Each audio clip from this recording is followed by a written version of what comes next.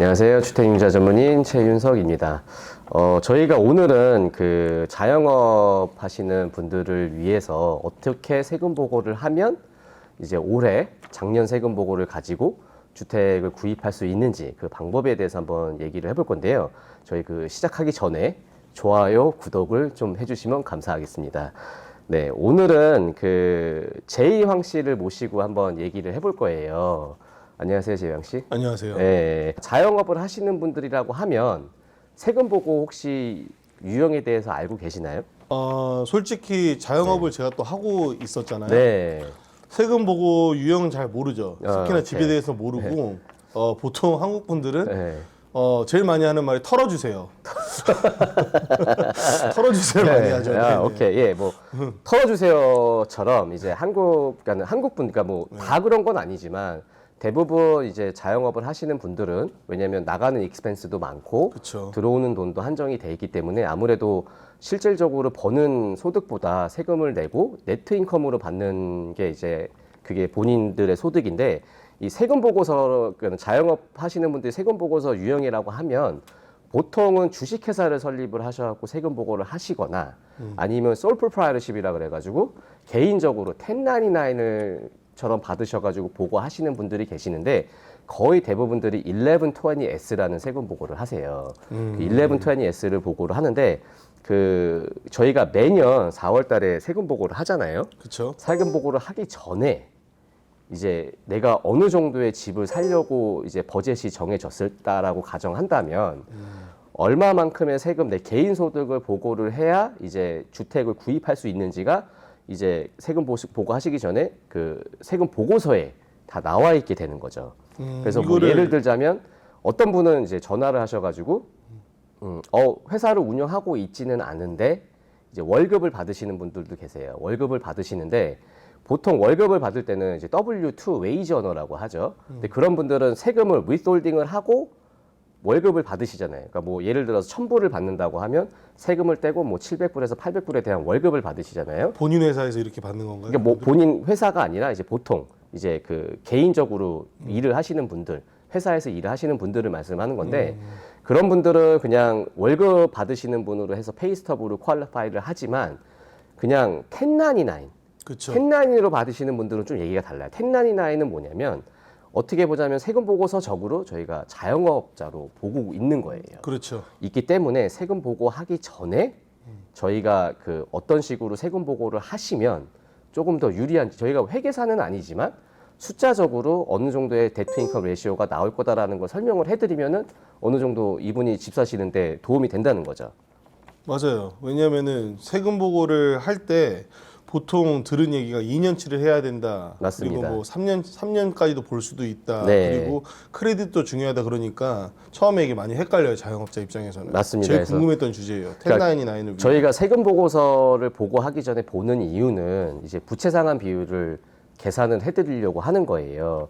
이제 부채 상환 비율이 어느 정도 저희가 맞다라고 하면 방금 말씀하신 것처럼 자영업자 가이드라인대로 하자면 자영업 하시는 분들은 무조건 2년치의 세금 보고서를 제출을 해야 되지만 이제 4년 이상 비즈니스를 하시고 20% 다운을 하시고 그리고 신용 점수가 좋으신 분들 그런 분들은 저희가 흔히 얘기하는 AUS 혹시 뭔지 아시나요? AUS? 네. 오스트레일리아? 올림픽 보니까. AUS는 예, 저희가 이제 그 융자 회사에서 이제 쓰는 용어이긴 한데 굉장히 간단합니다. Automated Underwriting System. 그러니까 Automated Underwriting System으로 무조건 융자를 진행하기 전에 저희가 승인을 먼저 받아요.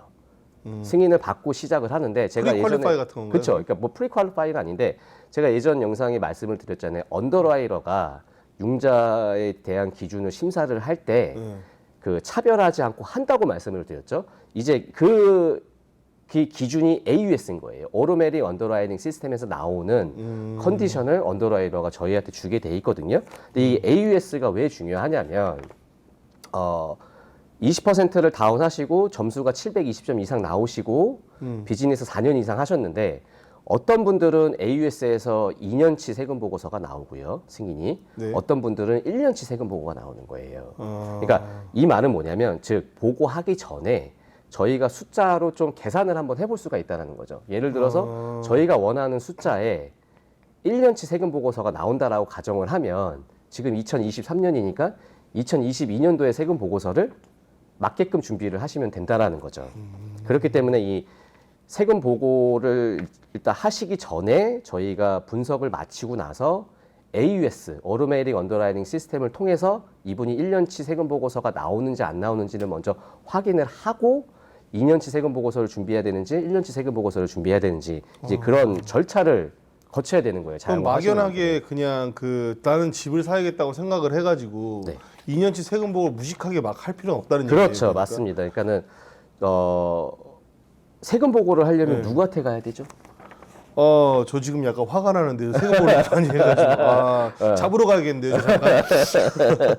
세금 보고 CPA한테 보통 얘기를 그렇죠. 하죠. 이제 네. 회계사 분들한테 이제 CPA한테 세금 보고를 하시잖아요. 네네. 그러니까 세금 보고를 하시기 전에 미리 이제 융자 전문인들과 상담을 하시면 그게 중요하네. 이제 2년치 세금 보고, 그러니까 2년치 세금 보고를 준비한다라는 건 아니지만 내가 지금 2023년이니까 21년, 22년도, 21년치의 세금을 22년도에 커버를 할지 아니면 22년도만 1년치만 세금 보고가 나오면 22년도만 그냥 있는 그대로 준비를 해서 들어갈지 네. 그러니까는 회계사 상담 전에 이제 어느 정도의 좀 이제 시나리오를 잡아놓고 이제 세금 보고를 하시면 이제 아무래도 돈도 세이브 되고 지금이 텍스 시간도 시즌이잖아요. 또. 그렇죠. 그렇기 때문에 자영업자분들이 4월 달에는 준비를 하셔야 된다는 거예요. 그래서 지금 준비를 잘 하시면 네. 내가 20% 다운하고 1년치 세금 보고 준비로만 해도 주택을 구입할 수 있는 찬스가 굉장히 높아지는 거죠. 그러면은 1년치만 보고를 죄송해요. 1년치 세금 보고를 가지고 지금 세금 보고를 CP한테 가서 하기 전에 최윤석 융자인을 만나러 왔을 때 작년 세금 보고서 갖고 오면 도움이 많이 되겠네요. 그렇죠. 이제 저희가 마지막에 분석을 다 해드리고 AUS도 끝나고 이제 회계사 상담이 끝나셨다라고 하면 저희가 손님한테 요청하는 서류가 있어요. 그 회계사 분이 IRS에 보고하시기 전에 세금 보고서 드래프트를 받을 수가 있어요. 그 드래프트를 주시면 저희가 아무래도 AUS를 다시 한번 돌려서 더블 체크를 한 다음에 이제 주택융자담보대출 신청을 할 수 있는 거죠. 그럼 그 드래프트가 나왔을 때는 고칠 수 있는 그런 게 있는 거네요, 다시.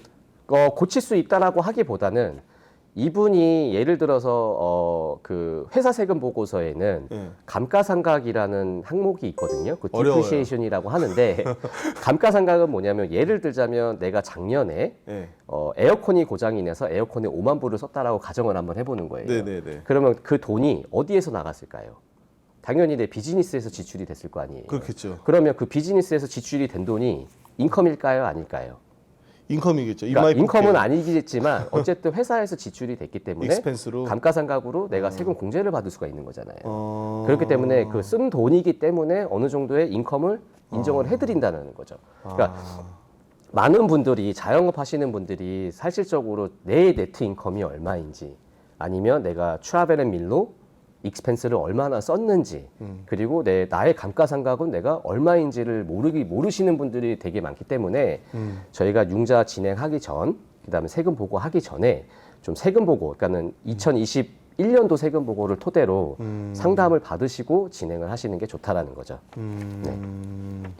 어쨌든 자영업 하시는 분들은요, 뭐 1099도 마찬가지예요. 1099도 어떻게 보면은 그 자영업 플러스 뭐 계약직이라고도 볼 수가 있죠. 그쵸. 왜냐하면 회사에 소속이 되어 있지 않고 프리랜서로 일을 하시는 분들이니까 이런 분들은 주택 만약에 구입을 원하신다고 하면 좀 전문가와 상담이 제대로 된 상담을 한번 받아보시고 꼭 필요하겠네요. 그렇죠. 그 계산법으로 세금 보고를 준비하시면 되게 도움이 된다는 거죠. 그리고 코퍼레이션 갖고 계신 분들은 세금을 보고를 약간 미룰 수 있잖아요. 또. 네. 미루는 것도 혹시 뭐 이렇게 결격 사유가 되거나 그러나요? 그렇지는 않습니다. 일단 좋은 말씀 하셨네요. 이 2022년도 인컴을 인정을 받으시려면 보고를 하셔야 돼요.